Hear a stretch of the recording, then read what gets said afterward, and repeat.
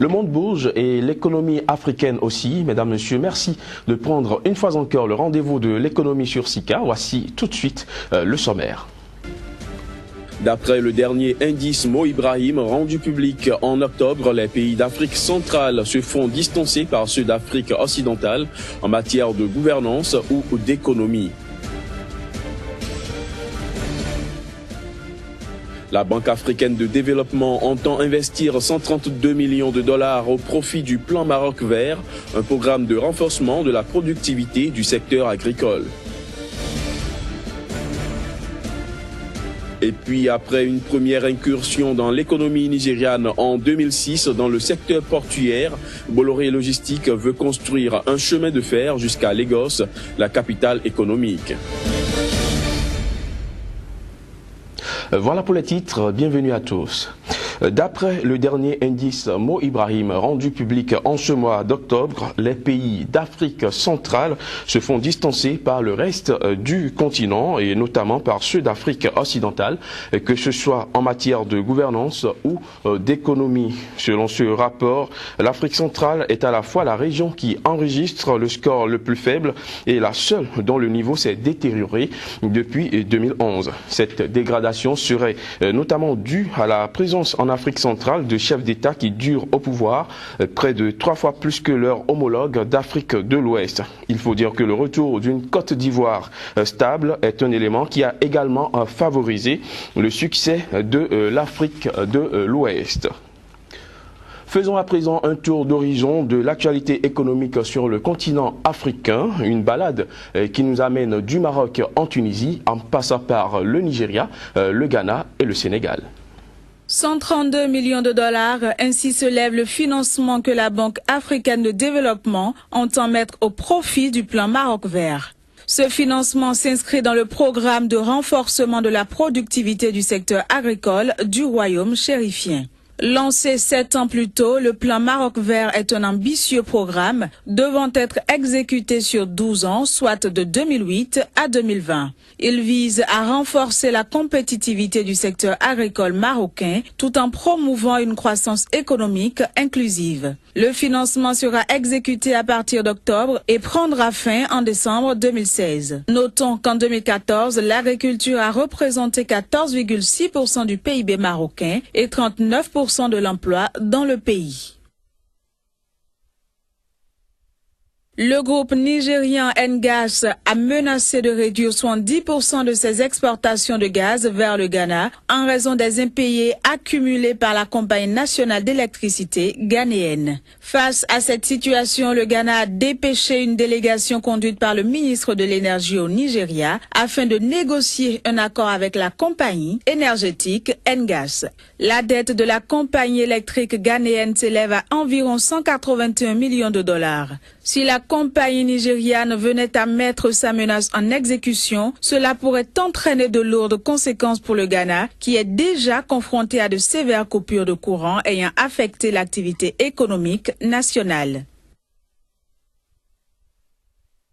Au Sénégal, l'entreprise cotonnière Sodefitex entend désormais se diversifier dans les céréales et les services au développement agricole. Dans le cadre d'un plan de développement finement élaboré, l'entreprise agricole entend se lancer également dans le maïs et le riz. Et pour réussir ce nouveau challenge, l'entreprise entend reproduire dans ses filières les méthodes qui ont fait son succès dans le coton, à savoir un engagement en amont et la conclusion de contrats de récolte avec les paysans, ainsi qu'une attention dédiée à la qualité de la production. Sodefitex est une filiale du groupe français Géocoton. Mauvaise passe pour la compagnie tunisienne des phosphates de Gafsa. L'entreprise a perdu 8,8 millions d'euros en 2014 et sa situation ne semble pas s'améliorer puisque l'année en cours ne s'annonce pas meilleure. Cette situation de la compagnie est une conséquence de la révolution de 2011. Depuis le début de l'année, la doyenne des entreprises tunisiennes n'a produit que 1,6 million de tonnes de phosphate alors qu'elle tablait sur 4,2 millions. À l'origine de cette situation, les grèves récurrentes dont celle des 1700 agents de la Société tunisienne de transport des produits miniers. L'entreprise, qui représentait autrefois 4% du PIB de la Tunisie et 10% de ses recettes d'exportation, a enregistré un manque à gagner de plus de 1 milliard d'euros entre 2011 et fin 2013. La consommation de café augmente dans le monde et a quasiment doublé au cours des 20 dernières années. C'est du moins ce que nous apprend la direction de l'Organisation internationale du café OIC. Pendant ce temps, selon le dernier rapport de l'OIC, la saison 2014-2015 s'est terminée avec les prix les plus bas des 20 derniers mois du fait de la faiblesse du réal brésilien et du peso colombien, les deux monnaies les plus dévaluées d'Amérique latine cette année. En septembre dernier, le café se négociait à 1 544 $ la tonne à Londres et à 116 cents la livre à New York, soit les cours les plus bas depuis 1 an et demi. Restons en Amérique latine où l'agence de notation financière Fitch a abaissé jeudi la note de la dette souveraine du Brésil dans le sillage des récentes dégradations décidées par Standard & Poor's et Moody's. Cette note pourrait encore se dégrader selon certains spécialistes dont je vous propose ici d'écouter l'extrait de l'un d'entre eux. Si la situation ne s'améliore pas, nous assisterons à un abaissement de la note à la catégorie spéculative très bientôt, soit par Fitch, soit par Moody's. Je pense que les deux sont très proches et oui, je pense que si rien ne change d'ici la fin de l'année, nous verrons encore la note se dégrader. Les prévisions pour cette année sont très mauvaises, clairement, et pour l'année prochaine, ce sera encore très mauvais. Et les attentes pour au moins à partir de 2017, c'est qu'il y aura une croissance économique et que la situation s'améliorera. Mais personne ne sait vraiment actuellement comment seront ces 2 prochaines années. Je pense que dans un futur proche, ce sera très mauvais, mais on espère que dans un moyen terme, la situation sera meilleure que celle qu'on a actuellement. D'une certaine manière, les Jeux Olympiques arrivent au pire moment parce que les Brésiliens font face à de nombreux problèmes et qu'ils peuvent se désintéresser des Jeux. Bolloré Africa Logistique pourrait rallonger sa boucle ferroviaire vers le Nigeria. Les responsables du groupe ont annoncé leur intention de réunir l'Afrique de l'Ouest et l'Afrique de l'Est par un chemin de fer. On en parle avec Casimir Pédio juste après cette courte transition. Casimir Pédio, bonjour. Bonjour, Crépi. Alors, le groupe Bolloré Africa Logistics est en route vers le Nigeria.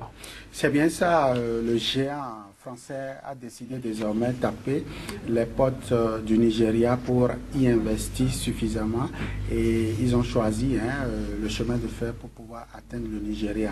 Ils y sont déjà en 2006 avec un terminal au port de Lagos et donc désormais ils comptent investir davantage. D'ailleurs, le président Buhari, le président nigérien Buhari avait déjà souhaité que les Français s'intéressent à d'autres secteurs économique autre que le pétrole. Et donc, je crois que c'est de bonne guerre que Vincent Bolloré et les siens puissent décider d'aller discuter avec les autorités nigériennes, quitte à voir comment faire des affaires avec ce géant de l'économie africaine.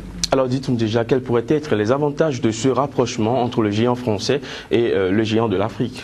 C'est déjà à travers les rails faciliter le transport des marchandises et des personnes. Vous n'êtes pas sans savoir aujourd'hui que le Nigeria, première puissance, cependant a un peu de difficulté quant à la mobilité des personnes et surtout le transport, le fret surtout dans ce pays a d'énormes difficultés concernant les pays voisins comme le Bénin où il n'est pas toujours aisé d'aller dans ce pays à cause des problèmes d'insécurité au niveau des frontières. Le harcèlement au niveau des frontières, notamment au niveau de craquer, n'est pas du tout de l'aisance des opérateurs économiques. Beaucoup d'opérateurs économiques béninois rêvent aujourd'hui d'aller couler leurs marchandises sur le Nigeria, mais ont des problèmes dans ce sens.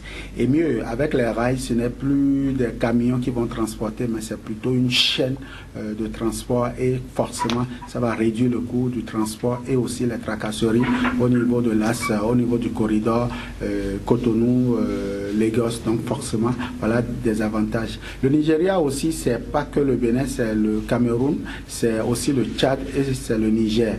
Et donc, lorsque Bolloré est déjà présent dans ces pays-là, à savoir à travers la boucle ferroviaire du côté de l'ouest, avec le Bénin, le Niger et puis Ouagadougou. Donc forcément, elle pourra rallier facilement Lagos à travers ce chemin de fer. Donc voilà les opportunités qui s'ouvrent aujourd'hui pour le Nigeria, pour le Bénin et aussi pour Bolloré. Alors l'autre chose, c'est que le groupe français entend relier l'Afrique de l'Ouest et l'Afrique de l'Est par les chemins de fer. Oui, c'est bien ça, parce que lorsque on parlait de la boucle ferroviaire, c'est Abidjan, Ouagadougou, Niamey et Cotonou, avec Lomé bien évidemment. Donc ça laissait deux pays anglophones, à savoir le Nigeria et le Ghana. Pour que la boucle soit véritablement une boucle, il fallait donc raccorder ces différents pays-là. Alors désormais avec le Nigeria, dont Lagos va pouvoir rallier Porto-Novo, parce que Bolloré a pu obtenir dans les négociations Cotonou-Porto-Novo pour pouvoir raccorder tout le Bénin. Alors d'un pas vers l'Est permettra à Bolloré donc d'être au Nigeria. Il restera certainement Lagos et Yaoundé pour avoir l'Afrique de l'Ouest et l'Afrique de l'Est. De l'autre côté, il faut aussi dire que le Ghana aujourd'hui n'est pas encore bouclé totalement, parce qu'il reste encore quelques travaux à faire pour pouvoir négocier dans ce sens-là. Donc aujourd'hui, la boucle ferroviaire, je crois que Bolloré est en train de gagner le pari de pouvoir conduire les rails, de pouvoir conduire l'économie de l'Afrique de l'Ouest vers l'Afrique de l'Est et vice-versa. Donc forcément, cette boucle-là sera bouclée d'ici à là, quand les opérateurs économiques, surtout l'investisseur Bolloré, aura décidé de faire de l'Afrique un continent en un seul point. Alors concrètement, quels sont les avantages qu'offre ces rails à l'Afrique? Oui, vous avez déjà des plateformes en conteneurs libres et des wagons, plateformes en conteneurs frigorifiés pour pouvoir transporter les marchandises d'un pays à un autre. Vous avez également, de l'autre côté, vous avez également les véhicules qui pourront transporter les passagers, et c'est des véhicules plus ou moins confortables pour le transport, et vous avez aussi ces citernes-là, wagons, qui pourront également transporter les carburants. Donc voilà pas mal d'opportunités aujourd'hui que Bolloré, le groupe Bolloré, compte mettre à la disposition de l'Afrique de l'Ouest et de l'Afrique de l'Est pour forcément... Alors est-ce qu'il faut désormais craindre pour les autres transporteurs, notamment les transporteurs routiers? Que voulez-vous, on ne peut jamais faire des omelettes sans casser des œufs. Il y aura certainement certains qui vont se sentir lésés dedans, et c'est déjà ces camionneurs là qui aujourd'hui ne sont forcément pas compétitifs sur le terrain, et si davantage l'opérateur économique peut avoir plusieurs gammes de transport. Ils ne sont pas compétitifs, ou c'est l'infrastructure routière qui n'est pas compétitive? L'infrastructure n'est pas compétitive, eux-mêmes ne sont pas, parce que c'est un peu cher le transport entre le Bénin et le Nigeria par exemple. Le coût du transport fait que la marchandise revient très cher aux consommateurs. Donc si déjà à travers les rails, le fret peut revenir moins cher, alors forcément, vous comprenez que c'est le consommateur final qui s'en sortira. Donc ici, nous sommes dans un marché concurrentiel. Et donc, si eux aussi peuvent baisser leur coût, si cela peut inciter à baisser le coût, c'est que l'économie sous-régionale s'en porterait mieux. Merci Kazimik Pédia pour toutes ces explications. Je rappelle que vous êtes journaliste au quotidien L'Économiste, un journal qui paraît à Cotonou au Bénin. On se retrouve lundi pour un autre numéro, puisque nous sommes à la fin de la semaine. On se retrouve lundi pour un autre numéro du journal de l'économie. Avec le même plaisir. Mesdames, Messieurs, ce sera tout pour ce journal de l'économie. Merci de nous avoir suivis.